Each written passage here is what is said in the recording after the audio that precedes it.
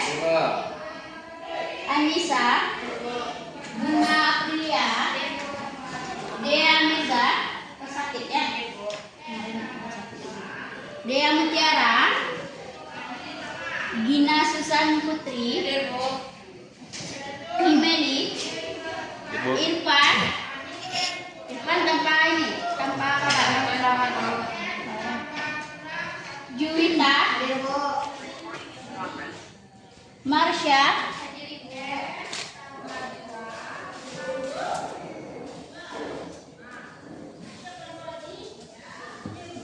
Nia Rahmadani, Rasti Putri Maita, Rozi, Sahifa, Sinta Atabila, Sonia Yulfa Gusmiati, Sonia Alfani, Sofi Ardian, Tegar, Uli Yumeta, Desa Wageni, Rumi.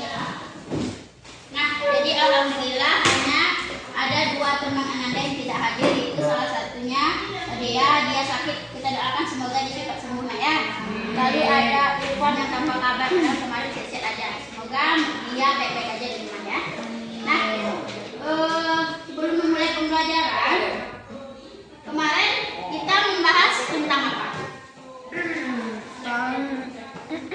Kemarin kita kan ini pertemuan kedua nih. Pertemuan pertama kemarin kita membahas tentang apa? Ya benar Masya, ada struktur kebahasaan, ada struktur dan kebahasaan di dalam teks ya. Nah, dari segi strukturnya siapa yang masih ingat? Ya benar Bina, boleh. Yang pertama apa? Pengenalan isu atau tenses, yang kedua argumentasi, yang ketiga penegasan ulang. Nah, benar, boleh. Jadi ada 3 struktur dalam teks editorial. Yang pertama pengenalan isu, yang kedua argumentasi, dan yang ketiga ada penegasan ulang. Mudah kita ingat itu kesimpulan. Lalu dari segi kebahasaannya siapa yang masih ingat?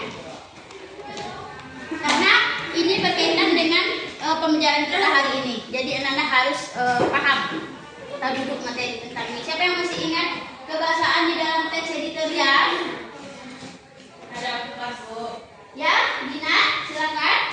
Menggunakan kalimat retoris, menggunakan kata verbal, menggunakan kata-kata populer, dan terakhir menggunakan konjungsi kausalitas.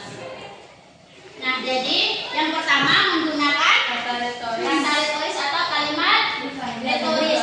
Nah, apa itu kalimat retoris? Yang seperti yang sudah kita bahas minggu lalu, bahwasanya kalimat retoris adalah kalimat yang tidak menunjukkan jawaban benar ya, sesuatu ya. Nah, lalu yang kedua tadi ada Menggunakan kata verbal. nah kata verbal atau kata kerja langsung ya. Lalu yang ketiga Kata-kata kausalitas atau lebih dikenal sebab, dan yang terakhir ada kata-kata populer. nah bagus. Jadi Anda masih ingat, dan untuk pembelajaran kita hari ini semoga berjalan lancar karena Anda sudah duduk dengan materi kita sebelumnya. Nah, sebelum memulai pembelajaran kita selanjutnya, ada baiknya Ibu menyampaikan kompetensi dasar kita pada pertemuan kali ini, yaitu merancang teks editorial dengan memerhatikan struktur dan kebahasaan baik secara lisan maupun tulis. Nah, adapun indikatornya 4.61 yaitu menyusun pendapat berdasarkan isu aktual, lalu menyusun saran terhadap isu aktual, dan yang terakhir, nah ini pertemuan kita kedua ini adalah menulis teks editorial dengan memerhatikan struktur dan kaidah kebahasaan.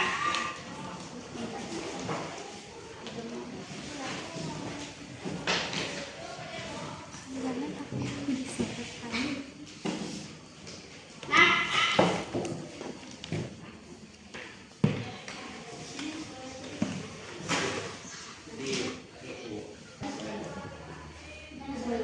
halo? Ada ya? Nah, kita lanjut ya, itu kesalahan teknis sedikit. Nah, jadi ada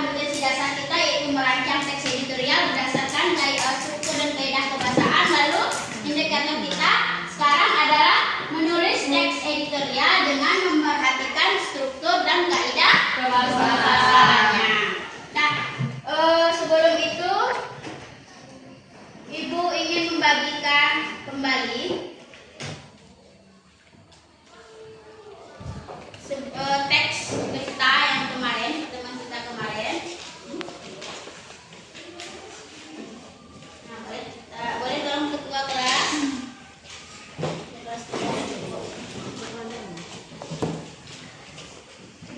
Ada yang sama Ananda kan kemarin? Ada ya? Yang belum dapat boleh bagikan. Boleh bagikan.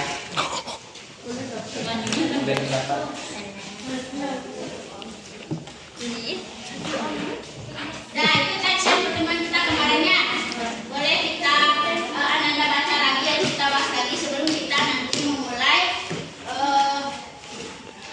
menulis atau merancang teks editorial. Nah, sedikit Ibu ingat, tujuan kita mempelajari ini adalah ingat dalam hidup ini kita harus punya tujuan ya.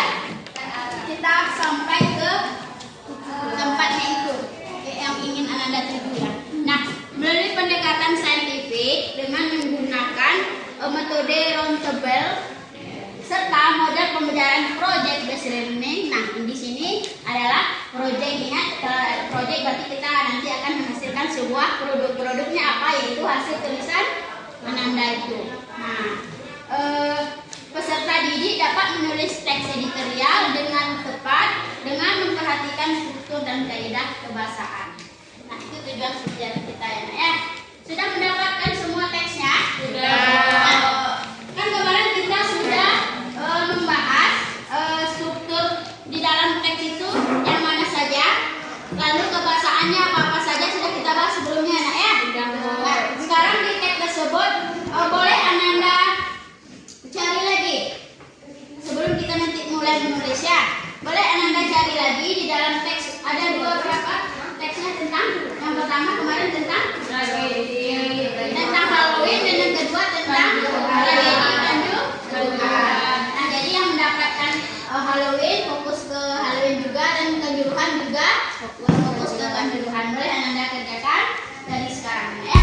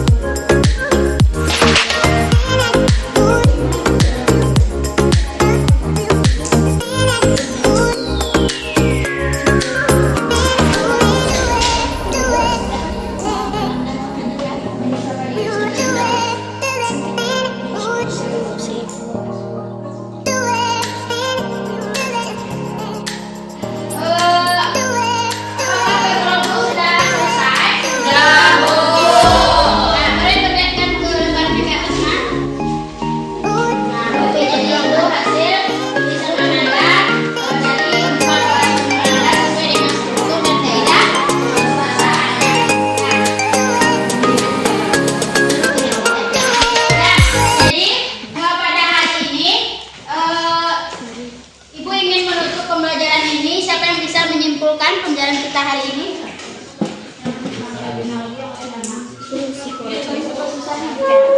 Bisa? Boleh, siapa yang bisa menyimpulkan pembelajaran kita hari ini?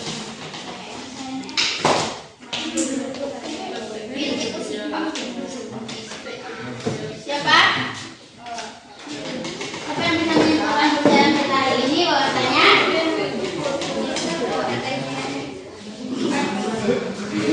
Masya?